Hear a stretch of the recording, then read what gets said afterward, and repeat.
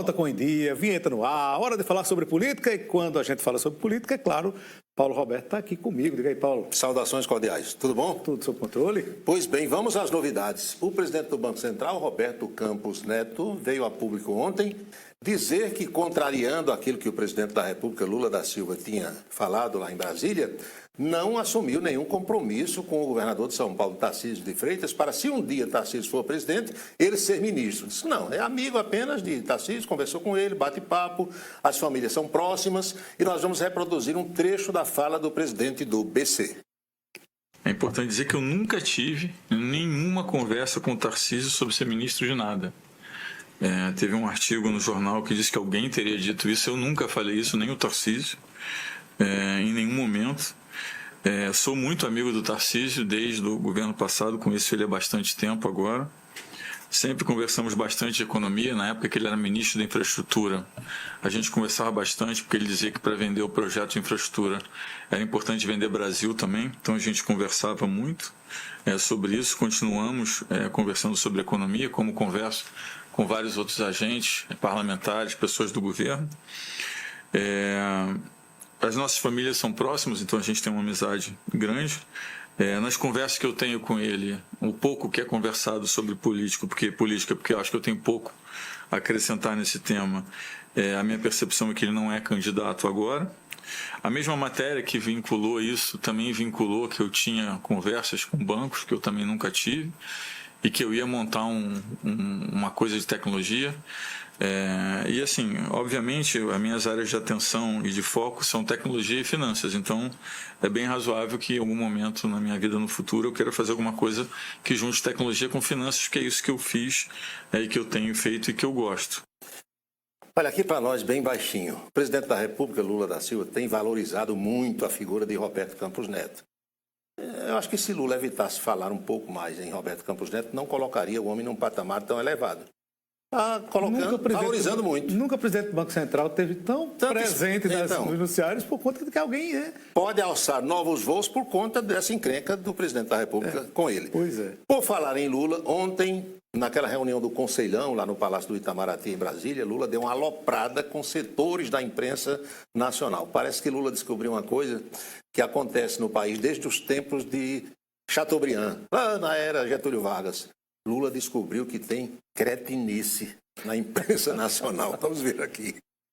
E quando eu terminei a entrevista, a manchete de alguns comentaristas era de que o dólar subiu pela entrevista do Lula. E os cretinos não perceberam que o dólar tinha subido 15 minutos antes de eu dar a entrevista. 15 minutos antes. Ou seja, então, esse mundo perverso das pessoas colocarem para fora aquilo que querem sem medir a responsabilidade do que vai acontecer é muito ruim. Eu queria dizer para você, pode ter certeza, quem estiver apostando em derivativo vai perder dinheiro nesse país. Deu uma aloprada, não deu? grande. Agora, sobre a voz do presidente Lula, sabe que Lula teve um problema nas cordas vocais, passou por cirurgia, tudo. A gente conversou com Napoleão de Castro, que ainda está aqui na Terra. Napoleão disse que vai levar dois frasquinhos de água a rabelo. Você já fica rindo falando outra coisa, né? Mas vai levar também 2 garrafinhas da legítima do professor Uba para ver se Lula dá uma gargarejada lá em Brasília. E ele não acha ruim. De jeito nenhum. Vamos, a propósito, aos compromissos desta sexta-feira do senhor presidente da República. Aqui está a agenda oficial. Ele começou dando uma entrevista na Rádio FM O Tempo, de Belo Horizonte, onde pernoitou, participou da cerimônia de anúncios de investimentos junto com o governo mineiro. Em seguida, Lula vai para o aeroporto da Zona da Mata, que fica em Juiz de Fora. Embarca na Pampulha, chega por volta de 12h40, aí tem inauguração de viaduto, outras solenidades lá na rua Benjamin Constant, em Juiz de Fora, e depois Lula viaja para São Paulo, onde deve passar o final de semana. Compromissos oficiais do presidente. Sobre aquele debate na maconha, quantidade, o que é crime, o que não é, houve um momento naquela sessão do Supremo Tribunal Federal onde os ministros Alexandre de Moraes e Luiz Roberto Barroso se confrontaram. E curioso, Anchieta e amigos, é que o ministro Alexandre de Moraes expôs o seu pensamento que vai exatamente ao encontro daquele que eu externei aqui com você. E aí, quem é que vai pesar essa droga? O policial vai andar com uma balança? Vai ter uma balança na delegacia de polícia? O ministro-presidente Luiz Roberto Barroso disse, não, apenas vai haver a abordagem. Sim, aí Alexandre Moraes disse, e para onde leva esse jovem? É para levar para onde, se não tem crime? Aí o outro ministro disse, para lugar nenhum. Então, há uma confusão entre os próprios ministros que nós vamos ver agora. Mas vamos pensar a realidade. A pessoa está com a droga, precisa fazer, primeiro, um auto de apreensão em que a própria pessoa assine, verifique e que se coloque, precisa se pesar a droga. Para se pesar a droga, para ver se é usuário ou não pela presunção, isso não pode ser feito no meio da rua, isso tem que ser feito no estabelecimento. Nós iremos fixar, o CNJ, o próprio Congresso, um estabelecimento civil, administrativo. A regra de transição, essa droga precisa ser levada hoje até a delegacia para que se pese, se faça o auto e diga 8 gramas é usuário, termo circunstanciado, se apresente no juizado. Não é possível nós tirarmos nesse momento esse encaminhamento à delegacia, que é o único local que vai poder pesar a droga para aplicar a nossa tese e determinar o comparecimento ao juizado especial criminal. É exatamente isso que a gente estava questionando. Um jovem abordado está lá com uma porção de maconha. Peraí, quem pesa? É o soldado? É o cabo? É o sargento? Não tem balança na viatura.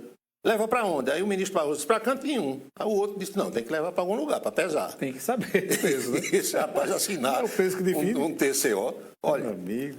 Lembra do velho Abelardo Barbosa Chacrinha? Chacrinha dizia, eu não vim para explicar, eu vim para confundir. Então tem situação aí que é para deixar a sociedade realmente confusa. Vamos ao plano local? Vamos embora.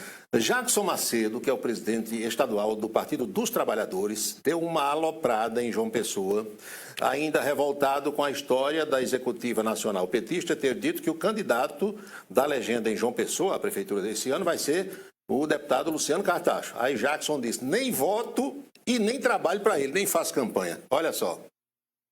Jackson Macedo. Jackson disse que o escolhido tem total desprezo pelas regras e que não fará campanha para Luciano Cartacho. Na foto você vê Luciano Cartacho e o ex-governador Ricardo Coutinho, hoje baseado lá na capital da República, e que deve indicar a esposa dele, Amanda Rodrigues, como vice na chapa de Luciano Cartacho. Esse negócio de João Pessoa é moído, viu? Grande. Grande. Se tratando de PT, vai continuar. É, porque tem as alas, né, todas lá. Vai continuar. Para quem pensava que o mês de junho ia terminar sem o deputado Romero Rodrigues falar sobre sucessão em Campina Grande, quem apostou perdeu, porque Romero ontem falou em Lagoa Seca. Um colega chegou e perguntou... Interessante que ele só fala em Lagoa Seca. É. Aí disse assim, deputado, se o senhor não for candidato esse ano, vai apoiar o atual prefeito Bruno Cunha Lima? Ao que Romero, dando uma de chacrinha também, assim respondeu. Pois, então, imagine só, como nós não temos uma resposta, nós não temos a outra, né? Então uma coisa prenda a outra. Mas a gente vai conversar com todo mundo, com tranquilidade, sabe, Fabiana? Sem nenhum problema. É isso. Eu queria ter essa resposta, mas poder dar aqui a vocês, né, ao vivo, a cores, mas infelizmente eu não tenho. Como eu não tenho a resposta, eu tenho essa dificuldade de dar, mas como eu falei, ninguém me viu brigando com quem quer que seja. Eu faço a política da boa vizinhança, da boa relação. Tá? Então, assim, é ter um pouco de calma. Eu sei que há uma ansiedade muito grande, tanto no segmento da comunicação como também da população. Para que essa pressa, né? Você é um cara sereno por natureza, então não devamos ter nenhum tipo de ansiedade que no momento certo ela vai ser respondida. A única pessoa que não tem pressa. Explicou ou confundiu? Ele sempre confunde um pouco mais. Até Napoleão tentou lá em Brasília esses dias. Arrancar alguma mas coisa, ele né? Continuou em cima do muro, né? Não conseguiu. Romero sendo Romero, porque Romero, na hora que ele disser alguma coisa aí, disse, o martelo está batido nesse sentido, sai da mídia. E ele está com uma mídia free espetacular, exatamente por conta dessa indecisão, entre aspas, digamos. Boca maldita de hoje. Muita gente no país inteiro tem dito que o Supremo Tribunal Federal tem se metido em assuntos que não são seus. A última declaração forte nesse sentido foi do presidente da República, Lula da Silva, sobre essa história da quantidade de maconha que alguém deve conduzir para o uso próprio. Um ministro da Corte, Luiz Fux, também deu uma declaração olhando nos olhos dos pares sobre essa questão. E o pensamento do ministro Fux bate com o pensamento de boa parte da população brasileira. É a nossa boca maldita de hoje. Quanto mais as nossas decisões se aproximam do sentimento, é a opinião passageira, do sentimento constitucional do povo, mais efetividade terão as nossas decisões e as direções que as nossas soluções indicam. Essa prática, anoto aqui, tem exposto o Poder Judiciário, em especial o Supremo Tribunal Federal, a um protagonismo deletério, corroendo a credibilidade dos tribunais quando decidem questões permeadas por desacordos morais que deveriam ser decididas na arena política. É lá que tem que ser decidido. É lá que tem que pagar o preço social. Não é que nós tenhamos receio, não, mas nós temos que ter deferência, porque num Estado democrático, a instância maior é o parlamento. A instância maior é o parlamento. Ou seja, tem assunto... Não, mas o Supremo foi provocado, conforme eu conversei ontem aqui com a Anchieta. Sim, eu fui provocado, mas esse assunto, meu santo, minha santa, é do outro lado da praça. Atravesse a praça, que isso aí é tema para o Executivo. Fale com Lula. Ou então é tema para o Congresso. Fale com Rodrigo Pacheco, fale com Arthur Lira. Né? O ministro reconhece isso aí. E os pares ficaram calados, não responderam, não.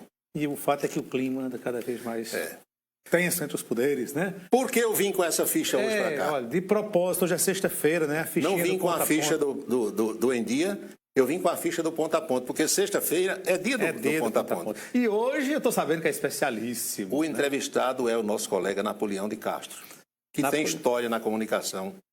Que tem A gente conseguiu juntar Paulo e Napoleão, todo dia eles estão aqui, mas separados. Separados. Né? A gente conseguiu juntar eles dois num programa hoje. E a trajetória de Napoleão na imprensa é parecida com a minha e com a sua. Começou do mais baixo degrau. É meu conterrâneo caririzeiro. Pois é, monteirense, né? Conterrâneo de Flávio José, de Simorion Matos. Só tem gente boa por lá. História legal, história bacana que nós vamos apresentar a vocês hoje às 7h20 da noite no nosso Ponto a Ponto. Você descobriu a agenda dele por aqui, não, São João? Parte publicável, parte impublicável. Mas a parte publicável ele falou sobre ela. Né? Tá bom, Paulo. Bom fim de semana. Bom fim de semana, Cheta. E está imperdível mesmo, viu, gente, o nosso Ponto a Ponto de hoje. Vamos continuar aqui na aberta, para a gente chamar o intervalo, né? Seguir tem as notícias do esporte. Souza perde para o América de Natal pelo Campeonato Brasileiro da Série D. E o Galo se prepara para encarar o Iguatula no Ceará. Os detalhes dessas manchetes daqui a pouco. Eu volto já.